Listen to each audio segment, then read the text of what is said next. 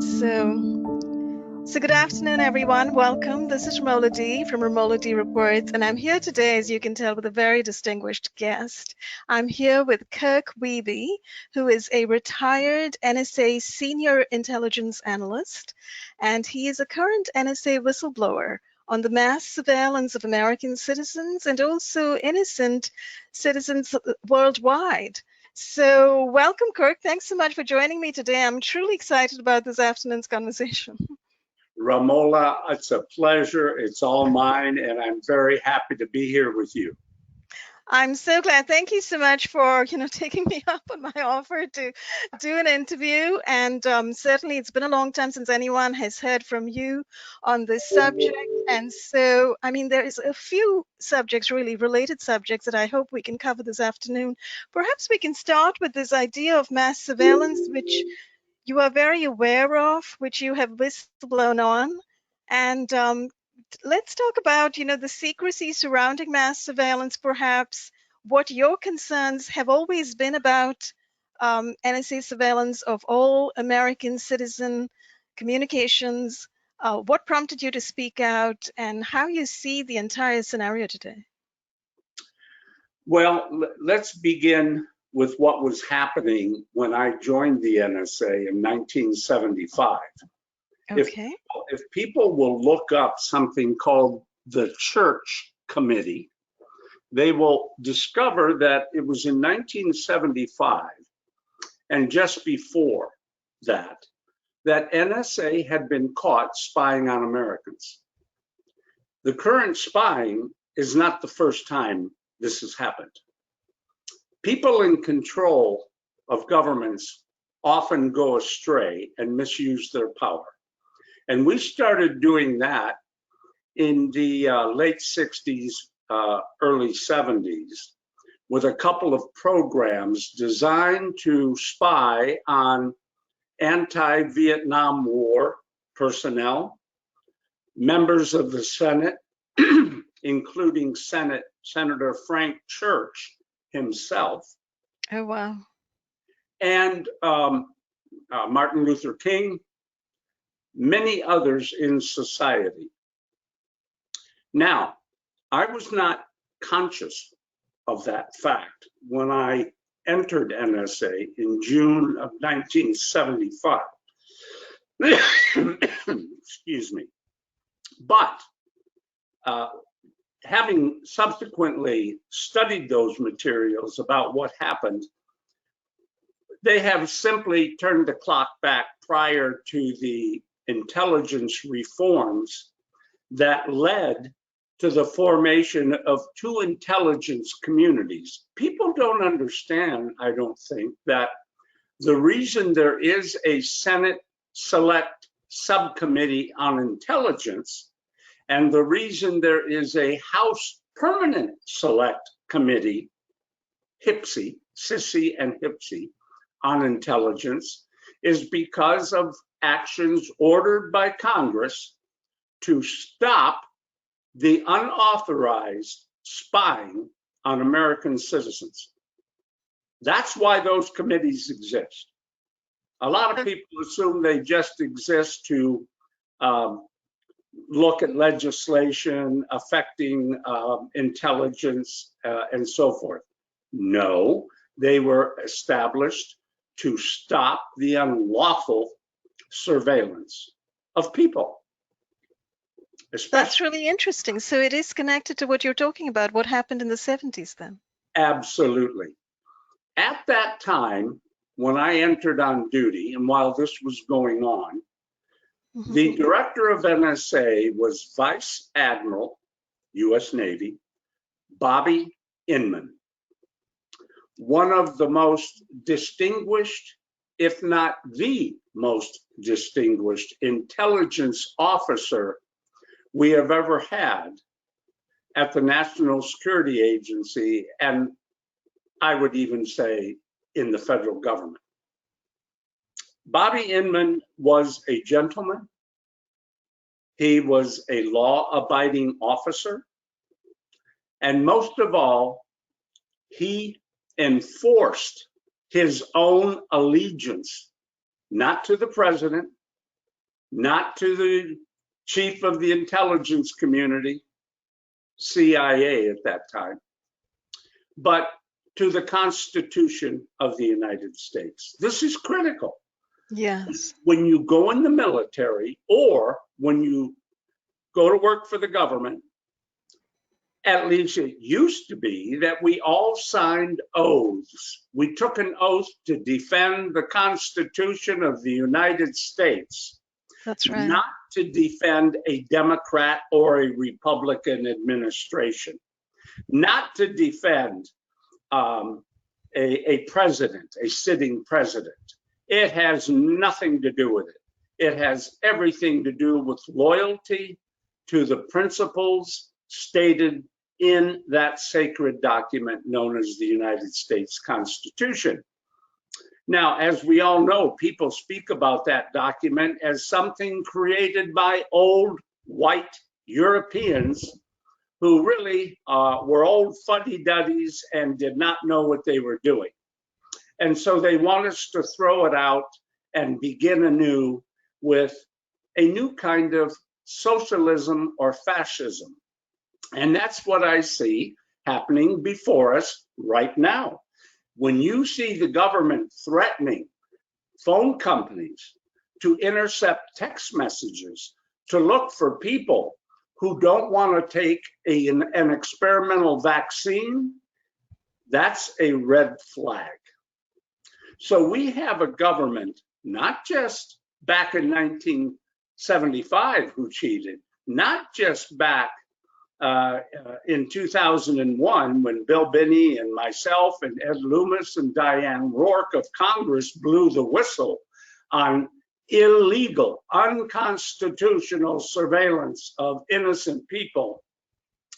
We have a government that is progressively seizing ever more power, and we are in danger of losing our constitutional republic and tipping the scales to a dictatorship better known as government control. And you can pick your title. You can call it fascism, you can call it socialism, you can call it communism. I don't care. The result is the same. The power moves from the people to the government. And if we are going to be a free society, it is absolutely critical that people understand these things that are happening in government in terms of their own personal future liberty and well-being. And that is at the heart of it. So I took an oath at NSA to uphold and defend the Constitution. So did Bill Binney. So did Diane Rourke as a member of Congress, as a staffer on the House Permanent Select Subcommittee. So in 2001, right after 9/11, when we found out at NSA that the contractor we had hired to keep an intelligence capability called Thin Thread and a tool that supported analytics to keep that running against foreign potential enemies, he came to us and said, Bill, Kirk, you won't believe it. They're asking me to put United States telephone communications billing data into the database for analysis. And we said, wait a minute, Randy. That was his first name. Wait a minute, Randy. That's against the law. You can't do it. And they told him, not anymore. They've got the okay to do it. The lawyers have looked at it. These are exigent circumstances, which meaning not normal because we're under threat from Al-Qaeda and these other terrorists. Therefore, it is permissible to go ahead and look at these communications. And we said, why are you looking at Americans? They're not bombing us. It's Al-Qaeda. It's terrorists. Why do you need to look at Americans? And they really couldn't answer that question. But the orders were coming, I'm sorry, the orders were coming from somebody inside NSA. Oh, yeah, absolutely. In fact, they came from the White House on down to do this, and the Attorney General Gonzalez at the time. So that's where it all filtered down. And in fact, that's one of the things that I was going to kind of lead to, Kirk, because you mentioned the government has changed. The government has become very socialist and it's become very repressive. When you say the government, what exactly are we talking about? Are we talking about the guys in the administration, or are we talking about, the NSA, the CIA, the FBI? Because I was looking at some of the information on PRISM, for instance, the PRISM program of collecting communications. And supposedly NSA was given carte blanche after 2001, around the time of the Patriot Act, etc., to collect everybody's communications, all American communications, and then run whatever filters they wished on them, and then supply this information as they pleased to the CIA and FBI. Exactly.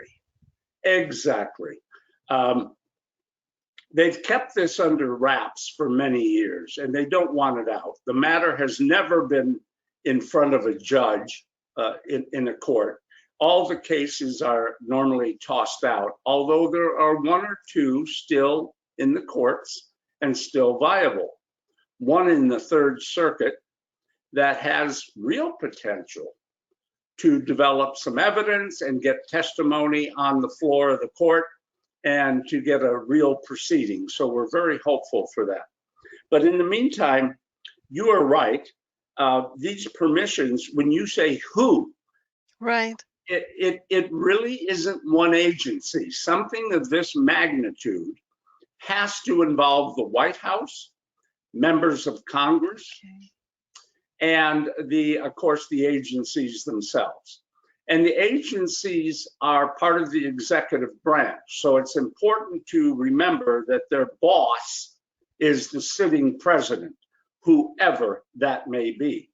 In fact, the sitting president is not only the commander-in-chief of the military, of which NSA is a component, and DIA is a component, right? But he is also the chief classification officer of the United States government. He decides what is classified information and what is not. And the executive order covering classification is on the White House website. Anybody can go there and look at it. And one of the things in that executive order that is prohibited is covering up a crime using classification. Oh, yes. Yeah, it's against the law. And yet it's been done repeatedly, frequently, and often to keep the truth from the American people. So in other words, classification has been freely used right from the time period of your joining the NSA that you know of, right to the present day, as a means to cover and conceal programs, projects, experimentations on American citizens and others that several agencies want to keep hidden. And going back to Admiral Inman, the reason I raised his name back in the 70s is because it was he who worked with Congress to develop the criteria under which NSA could or could not spy on Americans. And the only provision allowing NSA, and by extrapolation, the other agencies, although they don't operate necessarily under the same rules, the only exception was for criminal behavior. If NSA were to bump into information that an American was involved in criminal activity, they had permission to collect those communications, but they had to appear in front of a court within 30 days, or they had to delete the communications. Now, so that's no longer the case. No, rules are created, I once was told, for very unenlightened, not really smart people. That's what you develop rules for. And often people will say, well, smart people violate them all the time. They find excuses, they find rationale on why we must circumvent a law. So there has been constant pressure to defeat those constraints and restrictions that were placed on NSA since 1975. And 9/11 provided the excuse to do it. And here's what the excuse was. What if a terrorist gets by our border patrol? What if they get by customs? What if they go live in a small town and hide in the state of Illinois? How will we ever know? Well, the short answer to that is the way you know everything else about people who are bad or criminal. You do a normal investigation of suspicious behaviors and suspicious contacts. And so that if someone comes in from overseas, you better be able to track them. If they're on a visa, you better know where they are and whether they've overstayed. Do you know, Romola, to this day, the government does not know and have a clear understanding on who is overstaying their visa and who is not. Really? And it's really shocking. Yep, the government came to Bill Binney and me at Boeing when we worked at Boeing, Advanced Information Systems, back around 2003 or 4 timeframe. They came and asked us how they could track people so that they would understand what their immigration status was if they were here on a visa, a work visa, another kind of visa. And we said, this is not hard. It is very easy to do. Guess what? The government didn't do it. Now, why didn't they do it? Too many political interests. Many people will tell you that business didn't want to do it because they wanted the workers, the benefit of the workers, and not having to deal with them under US employment regulations. So it was a cheap source of very good, smart labor from India, from you name it, Mexico, from any number of countries. So they exploited the weakness in the US government to their own personal gain. There's always money or something behind these. That's really, really interesting and eye-opening, Kirk. Nobody probably knows this, that, you know, because everybody sees the NSA is all-powerful, the FBI is all-powerful, the CIA is all-powerful. Everybody thinks that databases are being kept on everything, tracking everything. And certainly what you're talking about is merely a connection with immigration databases and information, right? Exactly. And, you know, if you have reporting requirements where immigrants or visitors must check in periodically once a month or whatever, that helps it, that makes it easier. If they don't comply, then you have a suspicious character trying to hide their whereabouts, and that would be cause for an investigation. So there's lots of ways to be tipped off that have been used for decades by FBI, police, military, and police forces around the world that have successfully discovered criminal behavior without spying on everyone's communications. That's my point. They use this as an excuse to have access to everyone's communications. And then that begs the big question, why does the government want access to everyone's communications if it's all innocent? It's absolutely mind-blowing, and I've actually seen, you know, contract requests, RFPs, requests for proposal, with the Pentagon and the Navy wanting to collect every single bit of data that's published online from anyone, everywhere. I think that already happens. That's already happening, yeah. So it may not be ubiquitous, but if the government wants something, they will get it. They will get it. And it sounds like from what you're saying, they have taken steps to get certain kinds of data. They're sort of shoveling huge amounts of data from everybody. They're storing it. We know that as well now. They're storing it for a long time. And what are they doing with it, of course, is the question, because now they have all the data that they can use against anyone for any reason if they engage in some kind of selective maneuvering of that data, I suppose, manipulation of that data. Well, that's it. They use it selectively when and if a subject matter need arises. Someone says there's an intelligence question or an economic question, or, you know, NSA has strayed from its original purpose, which was to support military operations, to a broad spectrum of subject matter, running the complete gamut of subject matter. I mean, from science to economics to you name it, NSA's got a hand in it, producing databases full of information. They will tell you they don't look at it, with the exception of a court order. And I would say, who says? How do you know they don't look at it? The intelligence community committees in Congress were established not to run the budgets of NSA and the intelligence community, but to provide oversight, to make sure they were not acting illegally.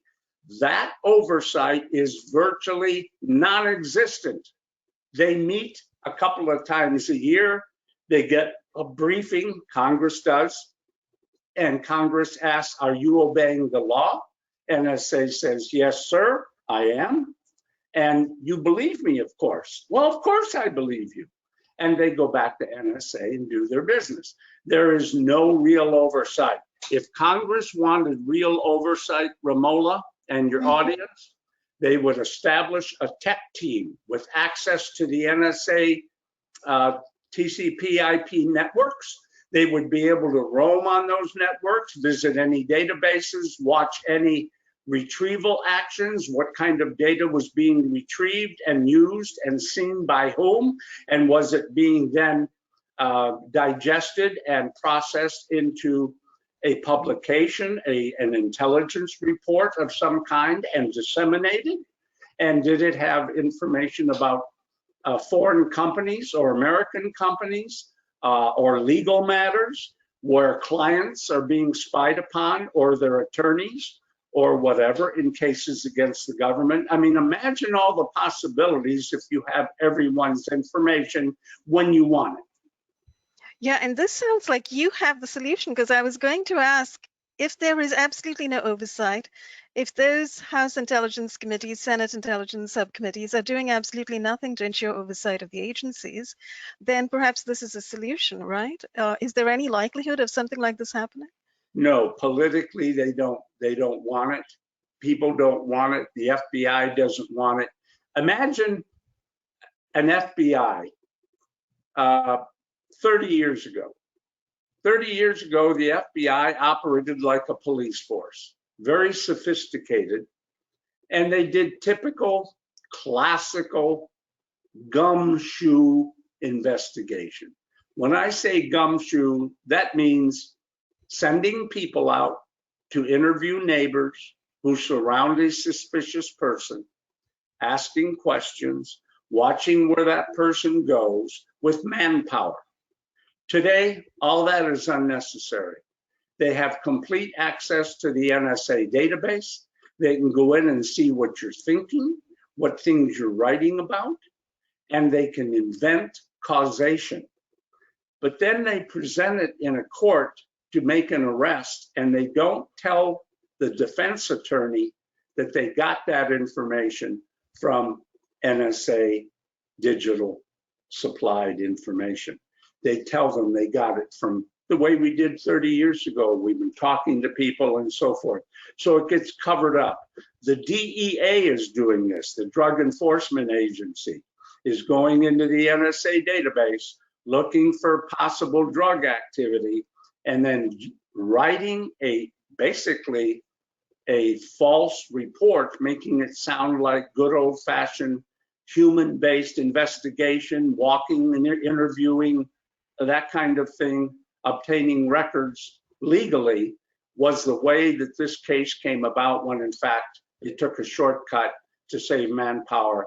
So this is the abuse that can happen with a large repository of information about the population.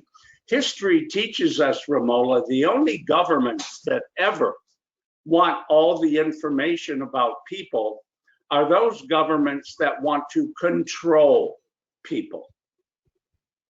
That's right, we're now within the U.S. government sphere. We're looking at multiple agencies which have massive powers and who are able to engage in activities which they can very easily conceal under classification. And I'm glad you brought the FBI up because, you know, after 9/11, the FBI has become very prominent. If you look at some of the ACLU reports, for instance, trapped in a black box, growing terrorism watchlisting in everyday policing, they have started calling people known or suspected terrorists, possible violent extremists, domestic extremists, etc. And they've been building databases which are, at this point, I think the figure in that particular report from 2016 is that there were over 272,000 people listed as known or suspected terrorists in, I think, 2008. And the ACLU thinks that the number has vastly increased by now. It's probably in the millions if this is what they're continuing to do. So that begs the question, who are they calling a terrorist? How are they going about it? Why is so many hundreds and thousands of people in these terrorist databases? It's for this reason. They're in power and they get to decide. You know, when Bill Binney and I and Ed Loomis and Diane Rourke were spreading the word about this mass surveillance, people would say, why should I worry? I'm not doing anything wrong. Right. What people did not understand, they don't get to decide what wrong is. Somebody else does. Right. And your belief in religion is not in good standing with their idea about religion, you are doing something wrong. If their idea of how to run a government in a more democratic way, maybe a constitutional republic, does not agree with their socialist view, then you are a problem. You are maybe even becoming a terrorist. That's right, exactly. People who are very overly concerned with the Constitution, I believe, is one of the numbers on their list, the FBI watch list, right? If you're overly concerned about the Constitution, if you're an activist of any kind, exactly, you're interested in human rights, animal rights, too much concern about the environment, you're on the list. Exactly right. And that's the danger and the threat. And it's not funny. It is deadly serious. We have seen this kind of power misused by what kind of regimes? Pol Pot? How about Nazis? How about communists? How about Mao Zedong? Look at the millions who have died with this kind of mentality of control, have killed so many. And as you know, Kirk, because both of us are very familiar with the concept of targeting with EMF weaponry, radio frequency weaponry, neuroweaponry, etc., that many people around the country and around the world are reporting today. We're also looking at, well, I think we're looking at covered research, which I think whistleblowers like Gerald Sosby, FBI whistleblower, has spoken about. You know, the FBI will pretty much turn you over to the CIA or the DOD, who's running black operations, covered military research that nobody knows about except very select groups, I guess, in the military. And the intelligence agencies, particularly the CIA with MKUltra, etc. And, you know, Robert Duncan has also whistleblown a great deal on how those programs are continuing. So people who get put on these terrorist watch lists inevitably are being trafficked into these other darker, deeper, you know, human experimentation operations. And that brings us to the issue of what people are reporting today. People are reporting being assaulted extremely, being tortured on a 24/7 basis. And in a sense, the situation appears to have come to precisely what you're talking about. It is like, you know, Pol Pot in action. It is like Hitler in action over here, except with stealth weaponry, you know, with electronic concentration camps, antennas, emitters, that kind of thing. And you're so right. So while we have taken a moment and reviewed my motivations for blowing the whistle, along with Bill and Diane and others, because of our dedication to the Constitution, We may now be terrorists. Now, here is the interesting thing. While laws have been passed to subvert our democratic foundations, right? Like the Patriot Act, those kinds of things. Correct, yes. They hide behind it as a Patriot Act. It's not patriotic, it's subversive to the rights of under the Constitution. But here's the other thing that's happened in our global society, to differing degrees depending on what country and what culture and the influence of religion has had. And that is this. Over the past 50 years, maybe 60 years, maybe 80 years, the point of it is, at least the Western cultures have become progressively more corrupt. What do I mean by that? I'm trying to draw a distinction between purely political orientation versus purely human behavioral orientation. They are connected, no doubt. There is a nexus. You can't split them entirely. But just for purposes of discussion, we know what's going on in the political arena, subverting our laws, finding excuses to get around the Constitution. What a lot of people have not been talking about or even reporting about is the explosion in corruption and the willingness of people to act corruptly. Now, this doubles, magnifies by an order of magnitude the licenses obtained politically, because if you're already corrupt, you don't care about laws. They're not important. You do whatever you think you need to do for whatever reason you legitimize in your own mind.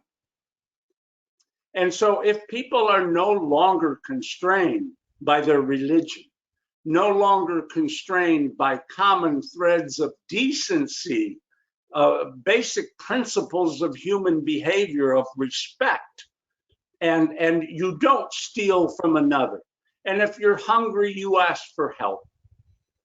If you don't learn these things, imagine the poison that's created when you mix corruption with bad politicians who are willing to pass laws that are really a license to do the opposite. You have a tremendous problem, I guess is what I'm trying to say. Yes, it is. And you can pass laws, but if the people are not principled, no one will pay attention to the laws.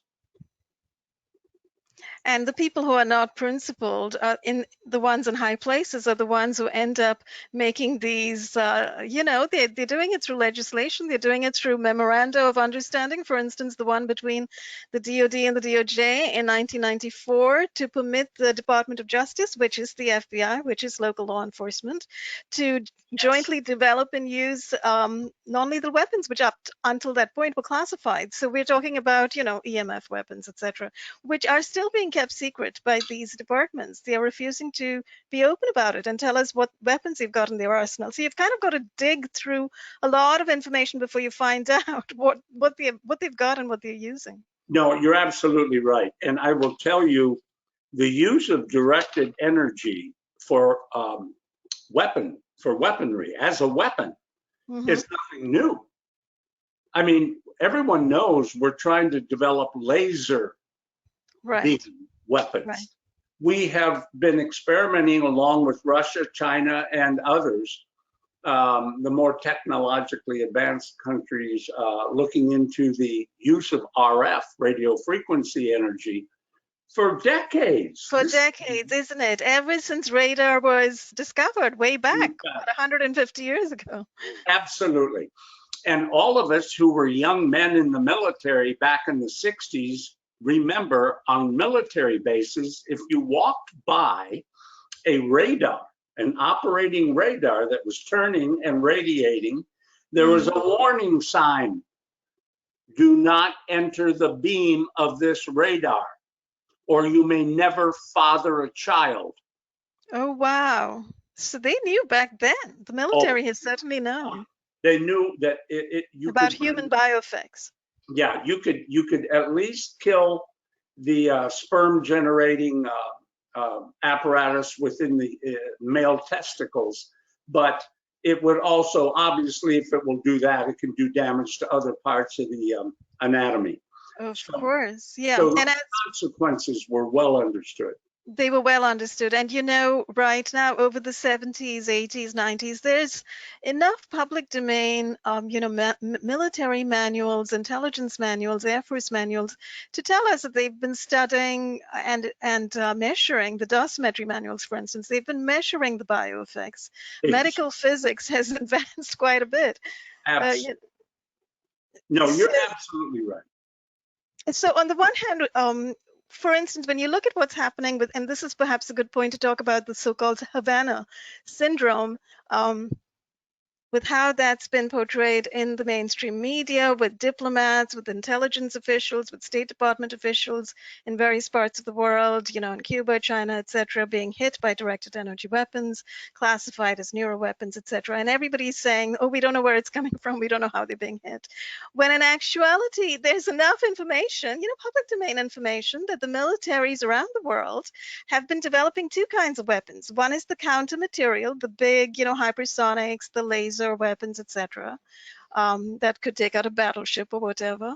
And then there are these other bioeffect focused weapons that are to do with tracking radar, with through-wall radar, through-wall millimeter wave weapons, and the active denial weapons to induce great heat. So many others, pulsed energy projectiles, microwave pulse weapons, high-powered microwave weapons, etc. Yeah, they're on all fronts. And look at the medical field alone. The desire to connect, if you will, through signals, the human anatomy with sensors outside the body to do diagnoses and things. And I applaud that work.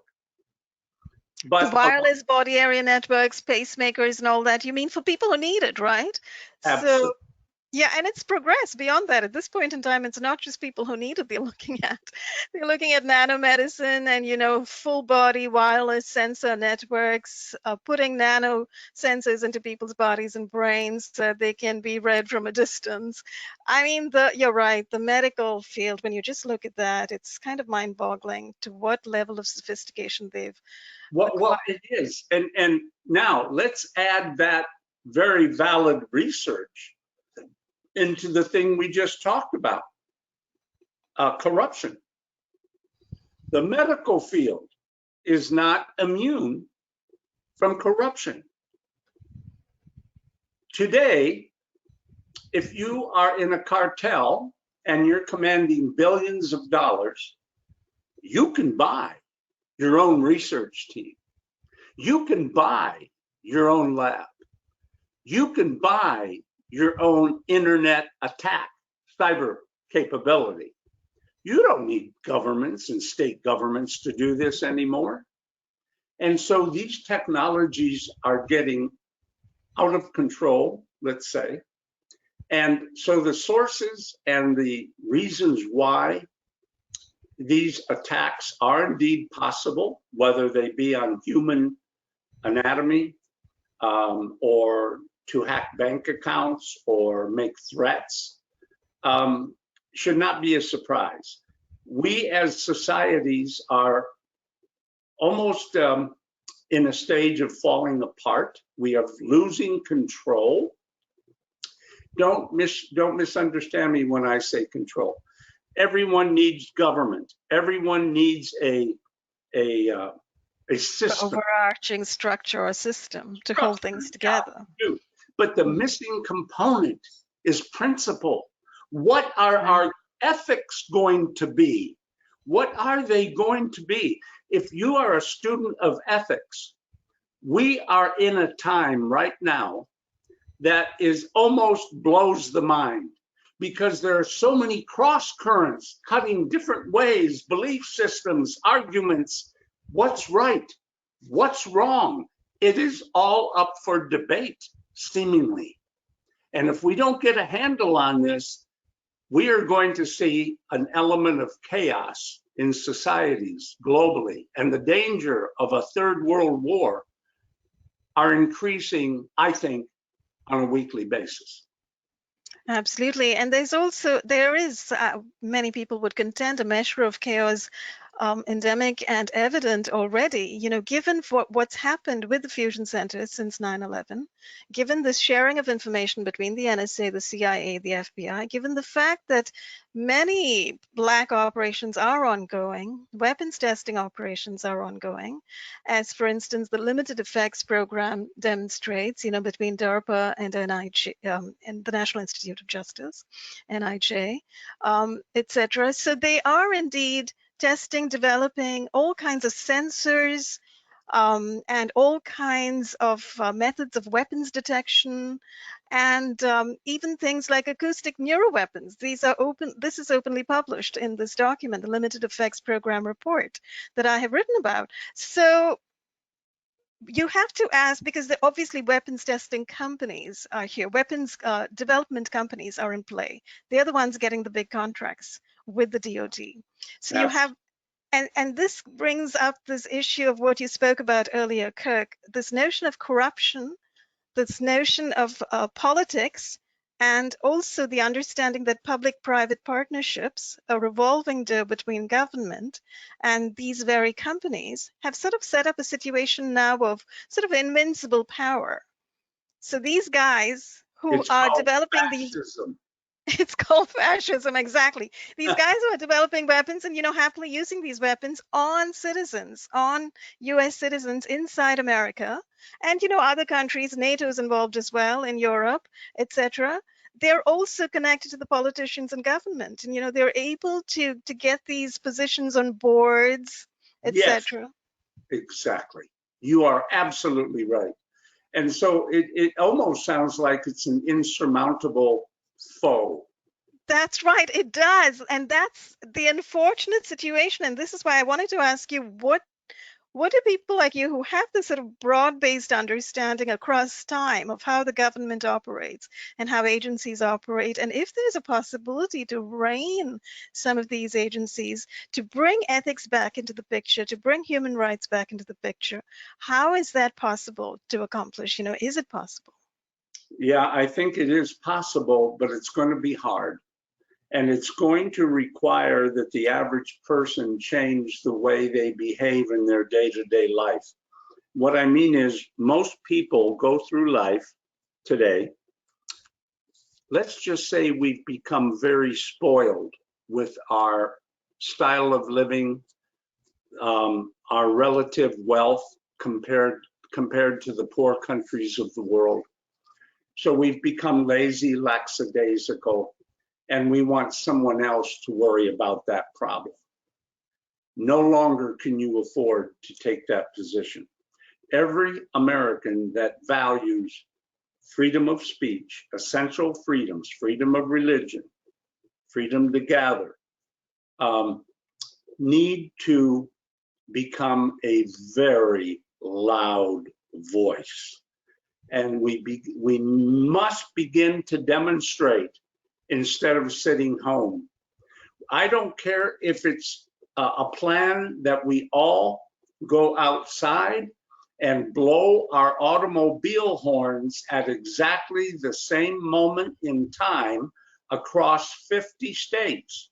I don't care if it means we go to the Washington Beltway and we block all 6 or 8 lanes with cars going 40 miles an hour, so that by the time you go one loop around the Washington Beltway, the backup will be 36 miles long. We must demonstrate the power of the citizen. I'm not advocating buying a gun and shooting anybody. I am talking about the kind of protesting, the kind of demonstration that happened all the time in our history. People don't understand. We had groups of people screaming and yelling at politicians all the time. We had fistfights on the floor of the United States Senate. Now what do we have? We have everyone acting kumbaya. We're all getting along. We love each other. My friend, my colleague on the other side. We've lost the spirit of the battle of ideas. We don't have to come to fistfights, but we must demonstrate and demand behavior that's different than we're seeing. Our courts, I mean, everything's infected. We're not holding anyone accountable, even when you. No, the court system doesn't seem to be working at all for the people. No, it's not. It's not. So, at some level, it is important that each human being learned how to defend themselves. Now, that might be as simple as turning off your computer or disconnecting it when you're not using it. That just makes it harder for people to crawl up the wire your computer's connected to, called a network, and spy on you. Because if they want to do it, they can do it. So you just have to find little ways of making life easier, a little harder for them, a little easier for you, depending on what rights you value. You're just going to have to get more involved in protecting your rights, I guess is what I'm trying to say. Absolutely. And I love that message that you're getting across, that people independently and individually have got to wake up and recognize that your particular life, your particular family is in danger at this point in time. So everybody, as you say, has got to speak out, has got to do something. And doing these big marches and rallies, you know, like in the days of Martin Luther King, etc., or also in the days of, you know, just before the Iraq War. I remember I was in DC. I was in one of those big anti-war rallies. Those were huge. They didn't stop the war, but you know, we made our feelings known by just being on the streets. Absolutely, and we are seeing things happening, and I don't see the people reacting, and I think it's partly because they feel helpless. You're not helpless if you come together and act en masse as a group, a very large group. And we have to think of fairly harmless civil disobedience, or at least attention getters that don't get people into trouble, but do show the power of the people.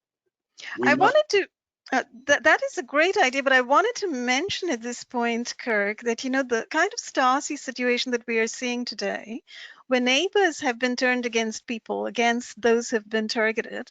And, you know, we have numbers of targeted around the country. And you've got these sort of Stasi actions of literally COINTELPRO harassment being directed against people. So in America, it's already become very divided and divisive. You know, neighbors have been pitted against neighbors. Yes, yes, absolutely. And it's almost, we should have been doing these demonstrations 10 years ago, 20 years ago. Right. We're late. And you're right, those in power, because they can find corrupt people, and they know who the corrupt people are, by the way, because they spy on them. And they find weaknesses. Yes. They find weaknesses that they can blackmail them with. Correct. And I've read that the FBI employs ex-convicts and, you know, people who have something to gain by, you know, joining hands with the feds to spy on others and snitch on others. Absolutely. And so there is no behavior that they won't use or tool. Those of us who have been raised with principle would call it cheating. For them, it's normal behavior. Cheating is normal behavior. And that's what you're fighting. You're not fighting principled people anymore. You are fighting people who are willing to battle to the death. They want power, and they are willing to do anything to get it. So the only way we can defeat this in any country, anywhere, is through being united in our voice and demanding the changes. But there are also things that people can do. It isn't always about Washington, you know, Romola. Sometimes it's just your local school system. Oh, The school. absolutely. I mean, the school. Grassroots, speaking out, going to your local council or the school system and Yes. making your feelings known. I'm all for that, because if you think about it, Kirk, the way in which communities have become very hostile, antagonistic places for those who are targeted, for activists, for journalists, for whistleblowers, anybody, they've at this point they're targeting, retired nurses, homemakers, targeting anybody they please, because it's all very opportunistic. They're trafficking people into experimentation programs and so on. So because of that situation, that it's all over the place, would it be possible? I mean, what exactly would you say would be the best thing to do? Well, I think you think globally, but you act locally, because it's your community and your school board, as you mentioned, those kinds of places, the small elections and so forth, where you may offer to campaign for someone. You may schedule a turn to speak at a school board meeting and begin to introduce the idea of ethics, because I think, none of us are in a position to pass laws. But what we can do is influence the need to pass laws or to adopt new policies. And so you have to appeal to people's sense of being able to manage lives together. And we lose that if we don't have a common set of principles around to structure our societies and our lives. So it might be as simple as saying we need more honest, open fora for the people to interface with the bodies who form policies of control around them, their families, their children, or whatever. We need more of that. We need more interaction. We don't need to tell a parent they only have 3 minutes to talk about an issue that requires 8 minutes to talk about. That's what they do. They shut people down to such an extent. It's like 1 minute to talk sometimes at these city council meetings.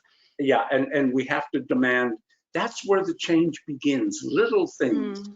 We're not going to tolerate or pay. And ultimately, you can refuse to pay property taxes, which means the school board will not get paid at some point. There is leverage. We just have to start small and demand reasonable steps be taken to give us a common set of principles. So I would work towards a set of agreed ethics that school boards, that town councils adopt, and I would push that first. It's kind of like legislating. You're going to champion that something be done, build a coalition, let people hear you, go give speeches once in a while. Don't worry about that your speech is perfect. Speak from the heart, speak from principle, and you will win. People aren't demanding perfect speech from anyone. They want perfect hearts, purity of heart, purity of intent, something that benefits everyone. If you appeal to those senses, you will build a coalition and people will agree with you. And if the parties that be in power, if they push back, that's not going to sit well with the people, because you're acting based on pure intent, pure principles that are good for others. Wonderful advice. And you're basically suggesting that, people form coalitions in this way with other people. Yes. And that way help to push back and influence the guys who are sitting in those chairs and able to make the laws, right? Exactly. Don't worry about Republican, Democrat, and independent. We're talking about human at the most basic level. If we cannot be honest with one another, how will we ever get along on anything? Absolutely. So we must demand these essential characteristics be reflected in the behavior of those who form policy and act for us in public service. That's right. And it comes down to the local level, because a lot of these programs, everything each of these agencies is able to accomplish in our communities occurs thanks to the consent of the local government. Absolutely right. Right. So influencing the local government toward Yep. greater ethicality, perhaps, Right. is the way forward. So, Kirk, that is actually huge advice. It's really important advice, and I'm so glad you're also calling for people to start waking up, feel a sense of urgency, feel a sense of personal responsibility, and do something. Whether it's one of these things, going and speaking out, or Volunteer time, whatever. Sure. organize a rally, etc. Because we've come to the point, and I think we've all seen through this COVID mania the last year, exactly how governments can overreach, take power over people and push things as far as they can get. So, Yeah. Remember, government thinks it's smarter than you are. And in most cases, it's not. yeah. It So just is. So it does come down to people power, individual thinking, and individual responsibilities. So that's really good note to end this conversation on. Kirk, thanks so much for your considered analysis, and you're looking across time and giving us a sense of what has happened to this country, what has happened to the government, and bringing it back down to the people, and assuring us that we individually do have the power, through our voice, our consent, and through our actions. And so many of the false arguments held by those in power, and I can think of several right now that are being challenged by individuals, parents, and so forth, such as critical race theory. Oh, yes. That Strange. kind of thing is when you think that people in positions of power are actually passing CRT off as legitimate, it is frightening. And it's easy to take it on and win, because CRT is racist. And you have to point that out. There is no legitimate reason to ever judge any human being by their external features. What you should be seeing is not something mystifying and threatening.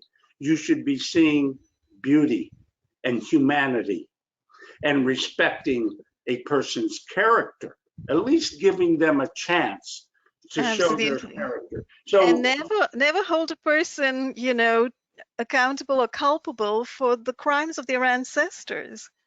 exactly. It doesn't make any sense whatsoever to, many people, and it's very wrong. And, connected with that is all of this notion of white supremacism, that ideology of supremacism, sort of, laying it at the door of anybody just by reason of their being white, of having ancestry in the Anglo-American, world. So it's kind of mind-blowing, really. At a very young age, I took an interest in foreign cultures by virtue of my interest in a hobby called amateur radio. So when I was 11 years old, I became a licensed amateur radio operator, and I began talking to people in other countries all over the world. And it helped me to learn geography better than most Americans, because I had a reason. I wanted to know where this person lived. I wanted to know, and I would ask them questions, and it would help me learn languages and things. So I was very outward looking, not inward looking in terms of the US. And it was a wonderful, enlightening, positive, and is to this day. I'm still doing that amateur radio 65 years later. I still Fabulous. Oh yeah, I still do it. And it's wonderful just to be able to talk with people. It's the means to connect. And I never see their skin color. It makes no difference. None. It's amazing. So please, people, anyone that tells you to judge people on color, they are coming from a place you do not want to be. Absolutely. It's evil. It's, It really is. yeah, it's it's kind of crazy what's going on, the kind of ideologies that are being pushed, and they're being pushed on children too today. Exactly. So it's just horrifying to look at and see what might happen if people don't kind of pull together and recognize you have to take a part, you have to play a part in your child's education. You can't just send the child to school now and expect that his or her mind is just getting basic education. It's not basic education anymore. I grew up a student of the Soviet Union, and that was my primary reason for going to NSA, to fight the Cold War from an intelligence perspective. And it is why the United States Air Force sent me to learn Russian at Indiana University for 4 years when I was in the military. 4 years worth of Russian in 9 months, because Wow. we spoke it 8 hours a day. That's been tough. Yeah. So it reminds me that of this. The Russians always said, "He who controls the mind of youth controls the future." And it is why the Russians had children organized into groups called the pioneers. And this was their political training while going to school. And they wore red bandanas, they had little uniforms, and they made it a great patriotic affair. We call it brainwashing. Right. But the Russians understood that. And those of us who were very dedicated to the Constitution were not very interested in controlling the education system. And so it has fallen into the hands of people who are essentially socialists, Marxists. And we have let that happen. And that's not something you can fix overnight. So I would urge every parent to take a very active role in their child's education. And don't be afraid to go to the school board or to the principal or to the teacher if you disagree with something they are teaching that is contrary to the essential rights under the Constitution. I would begin to resist there. Do not let your children be victims of socialist thinking, because that's where they're going right now with critical race theory. They're trying to introduce it. We just had the president of the National Education Association, that large union of teachers, say, "I don't care what parents say, we're going to teach CRT to their children." She actually said, "We don't care. We're going to do this." That's really shocking. So there's going to be loggerheads. There's going to be clashes of some type. We have to try to keep them civil, but you must stand up and tell your school board and your principals and your teachers, no, you're not going to inject racism into the schools. Absolutely, because it is a racism which is, it's turning the chairs over here. First it was black on white racism, white on black, and now it's black on white and white on white. Now at this point in time, so it's just a means to create further chaos. And isn't chaos part of what the communists really like? Absolutely. Never let a disagreement go to waste. Yeah, so it would come back to communism and suppression, subjugation, keeping the people down, etc. Exactly right. So for all those reasons, really important for parents to stand up. So Kirk, great advice today. There's one more piece of advice perhaps you can give, and that's the people in this country, those who are targeted, some who call themselves targeted individuals, some who just say they're being targeted and they're being victimized, being hit very, very badly with these weapons. What can these people do? Because they are sort of in a stage of extreme persecution, literally. People need to rescue them, actually, because there have been many deaths as well. I agree with you. And I'm going to talk briefly about the larger group of people globally who claim they are targeted individuals. Okay. I'm going to tell you this, that Mhm. many people in the targeting community perform self-diagnosis. And I'm going to tell you this, no one should try to self-diagnose. Nobody should. Who's going to diagnose for them that they're being hit with weapons? This is the issue.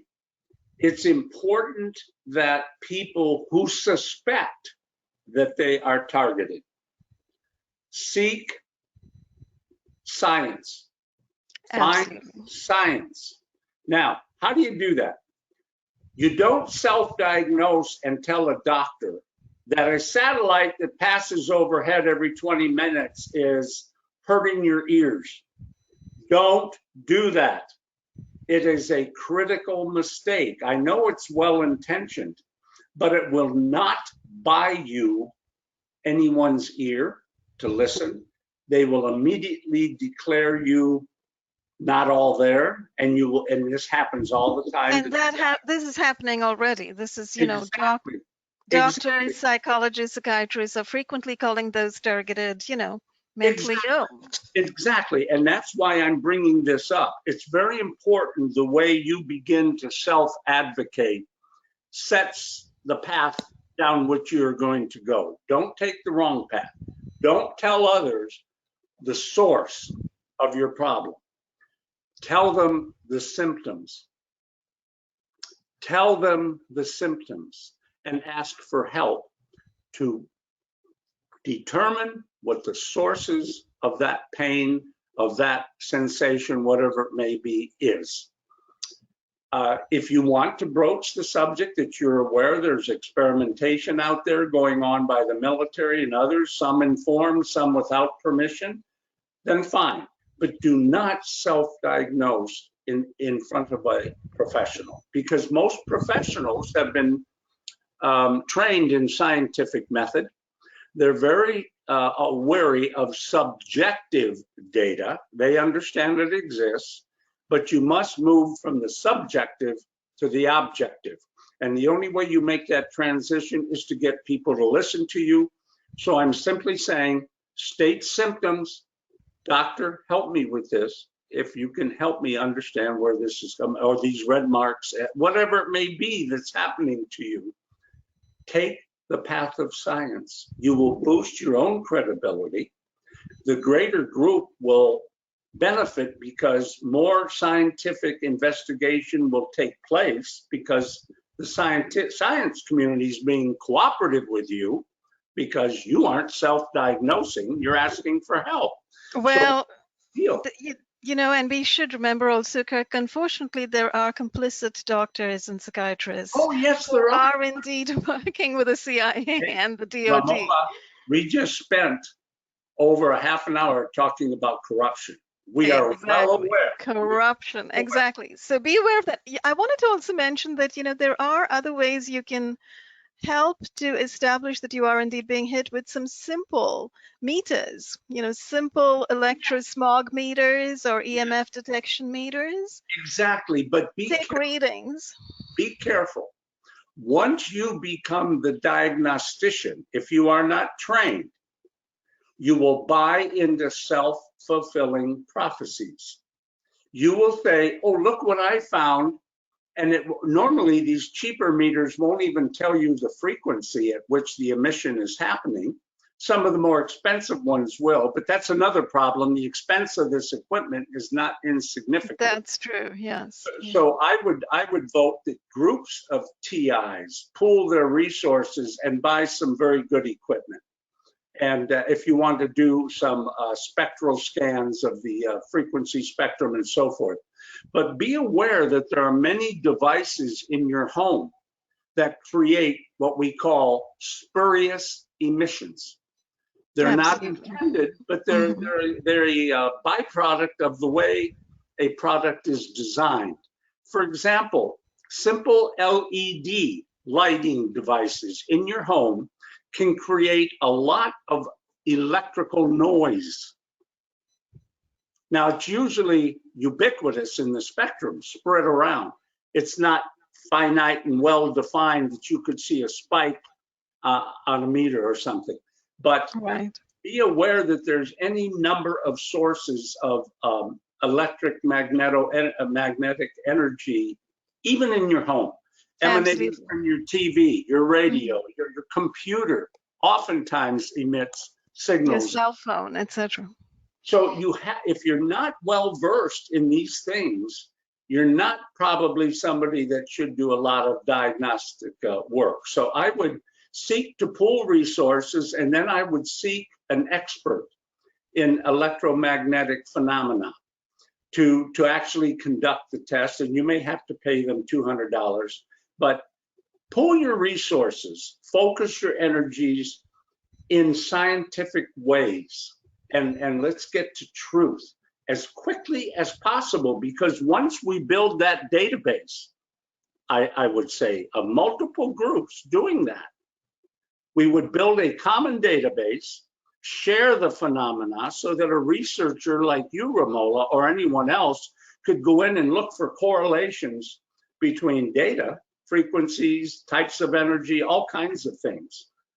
But the more we don't do that, it remains obscured, it remains dark, it remains something we can't grab a hold of and act upon. So Yeah, that's my absolutely. recommendation, is organize in a very focused way. Listen to Romola D, listen to the other people who have formal education in these kinds of activities, and we'll get there a lot faster. Let's put it that way.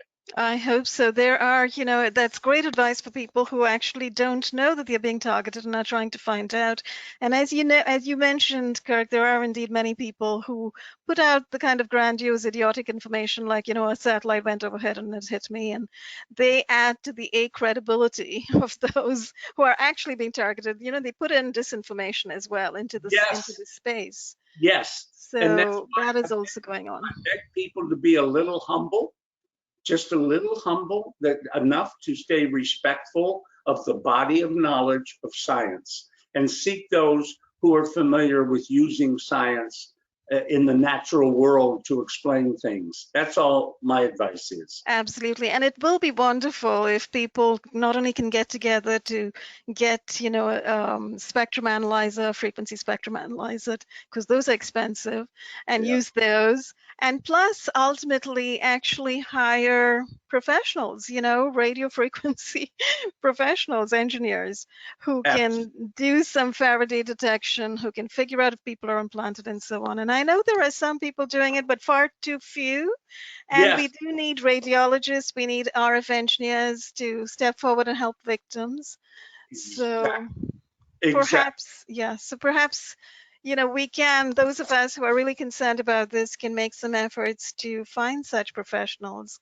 Absolutely. I think there's any number of people who would love to delve into this aspect of phenomena to determine just what's going on and to what extent and Right. why. I mean, it's good scientific research and it needs to be done. There's no doubt these weapons exist. Let's find out really who is doing what to whom. Exactly. And totally, we need scientists stepping forward, and we need scientists to do some of this work for us, to help work with us. And so if you know of anybody, do send them my way. And if anyone watching, I wish I knew more of these wishes people. to contact me, please do. Yeah. Well, But and it might be that if we meet one and that person is willing to contact classmates that they went to school with years later and say, you may remember me, I'm a group looking into these phenomena that people say are harming them, and I'm looking for someone to join with me. And appeal to people in your peer group. Wonderful idea. It might happen. Yeah, and it could happen. And a lot of these groups have, as you know, professional societies, and you could do a talk at a seminar or something and ask for people to join. because there are definitely targeted people. I want people to understand that. I'm not trying to find reasons to get rid of targeted people. I'm looking for reasons to identify the really targeted people that can be tied to a causation, and that we can action and do something about. Absolutely. Yeah. And there'll always be a small percentage that we don't understand quite. I mean, that's the nature of science. We'll just keep studying and keep probing and trying to understand those. But in the meantime, some obvious spikes in the data will show up. And we need to take those low-hanging fruit, action them. And once you win, once you understand fully what's going on and the source of it and prosecute the source of it, my God, your following will double, triple. People will throw money at it because you're succeeding suddenly. And people will see hope like they've never seen it before. So it's very important that we do. Yes, absolutely. And I think one route into that is the fact that many people are reporting being non-consensually implanted. Exactly. So that's something that actually can be done. You know, any radio imaging facility, MRI facility, should be able to detect that. Absolutely. So there are ways forward, I guess. There are. And on that note, but we do need people to step forward and assist. You know, so Agreed. scientists, we need absolute scientists in different fields to step forward. Absolutely. So Kirk, thank you so much. It's been an absolute pleasure speaking with you this afternoon. Thank you for going across the gamut of both the truth of what's happening in the country today and what people can do about it. You know, so. Well, Romola, it's been a pleasure, and I hope it's been worthwhile for some folks. And I look forward to focusing more, perhaps on a couple of issues with you again. Absolutely. Absolutely. I do look forward to continued conversations with you, Kirk. And anytime you feel that there is an urgency to speak to the people about issues regarding government, security, surveillance, please do contact me and we'll do another conversation. Outstanding. Looking forward to it. Wonderful. Thanks so much, Kirk, again. Thanks, everyone, for watching, and we'll see you again very soon. Thank you. Bye for now. Bye.